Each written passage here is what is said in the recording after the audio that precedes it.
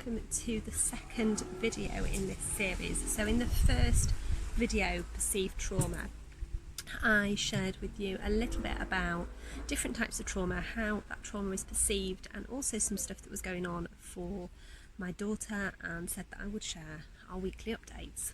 So you might be able to hear her in the background in the paddling pool. But so this is sort of a week and a half in, and we've had a bit of a strange first week and a half. And so my learning from this week has been just take it as it comes. So it has been so nice and warm here, but the first few days of this sort of week and a half where we were going back to riding, trying to get her to go back to riding, and the weather wasn't that amazing, so we decided to get the pony back into work, which was really lucky because it turned out after a couple of really good days she turned into a bit of a psycho. She was just so excited. I think coming back into work after lockdown was all just a little bit too much for her, because she'd had a couple of weeks off, not off, but a couple of weeks before lockdown where she hadn't done loads, and then obviously she has had most of lockdown. So yeah, she was a little bit excited. It took about 3 days-ish for that to simmer down and start to go. And so we are now back in a position where she is back to where she was before lockdown, but we still haven't sat on it. Well, I have, daughter hasn't, because it's just been so warm. Some days when I've gone up there, my daughter hasn't come with me, and some of the days where we've been up there, when we've planned to ride, the sun has just come out a bit too soon and it's just been too hot. So she's been doing lots of groundwork to bond with her. She has been doing sort of lots of instructional, getting her to stand, getting her to walk, trot on command, doing a lot of energy work with her, so getting her to move to and from her energy rather than getting her to move to and from pressure, which is so much better for the pony once they get back to being ridden. She's learnt to long rein her, so she had a little long rein lesson last week where she learnt to long rein, so that was really nice. She's been able to do that and sort of almost get that first stage before she's getting on her.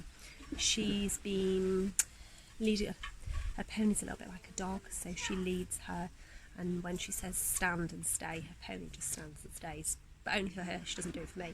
So the pony was stood and she was tying the lead rope around like it was a set of reins, and she was leaning over her back and jumping up and things, so she is almost there. And she did say today when we went up that she was going to have a little sit on her, but by the time we'd poo-pooed the field it was so warm, the ponies were so warm, it just wasn't fair.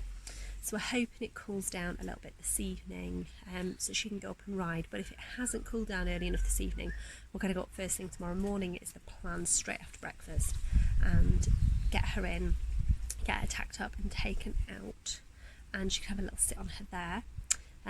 In other news, my fell pony has lost it during lockdown. His manners have been awful. The dogs in the background as well. His manners have been awful after lockdown because we had sort of 3 and a bit weeks where I wasn't with him. And he's a little bit bolshy. I think he's been allowed to get away with a little bit too much. And he's taken to doing the same in the saddle. So we are going back to groundwork and back to square one with him as well, because he's a little bit of a baby. He's a rescue pony, and so I think it takes a while to get him back into the swing of things. So we're looking at getting him together a little training programme. But fingers crossed, tomorrow my daughter will be back in the saddle, and hopefully from there we will start to move things along. She's already been doing a lot of visioning and mindset work as well. We do a lot of work with sort of mindset and getting riders ready, so she's done a lot of that. She has looked at a lot of things that she can use for positivity. She's got some little bits she's going to take with her. So yeah, we are all good. I'm looking forward to tomorrow morning, but I just said I would pop you over a little update. But yeah, sometimes best laid plans just don't work, so just let it go, let it ride. It's a difficult time we're all in, and enjoy the weather. It's beautiful. It's just a shame it's so beautiful that we're all sat in gardens rather than on ponies because of the heat. But yeah, it's gorgeous, and I will catch up with you with my next part 2 in about a week's time. Well, hopefully I'll be updating you to say that we are back riding, and hopefully also I'll be able to give you a sneak peek at the jumps that we were hoping to make this week. However, I didn't make allowances for the fact that because we're in lockdown, a lot of the wood yards are on minimal staff and minimal orders, and so a lot of the stuff that we wanted we've not been able to get hold of till today. So I'm picking that up this weekend, and so next week we'll be able to get cracking on our new junts. So I hope you have an amazing weekend, and I will catch up with you soon.